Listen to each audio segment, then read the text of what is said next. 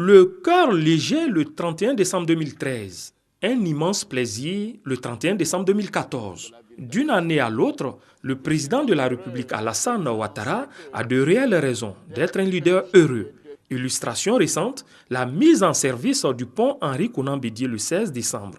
Bien avant, c'était l'inauguration de la station d'eau de Yopougon.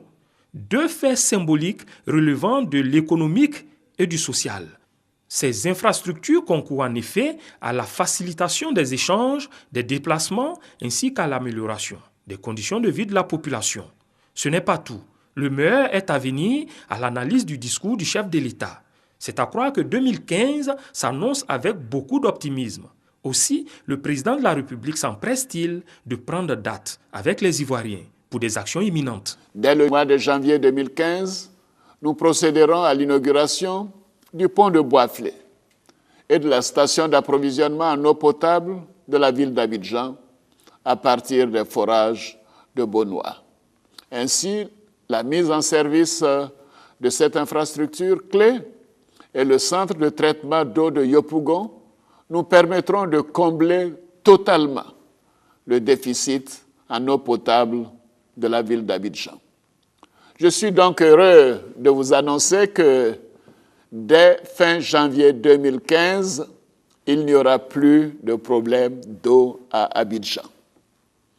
Dans les mois qui suivront, nous allons inaugurer le pont de Jacquesville, les ponts de Béoumi et de Bassawa, l'autoroute Abidjan-Bassam et bien d'autres chantiers encore. Si ces réalisations sont des acquis, d'autres prévisions sont bien logées sur l'agenda présidentiel.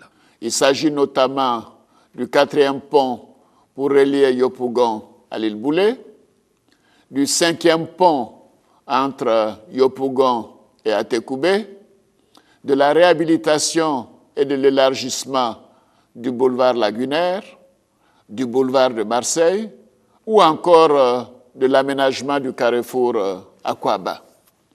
Nous allons également démarrer les travaux du train urbain, notre métro d'Abidjan, qui permettra de désengorger notre capitale économique et de lui donner l'allure des grandes métropoles mondiales.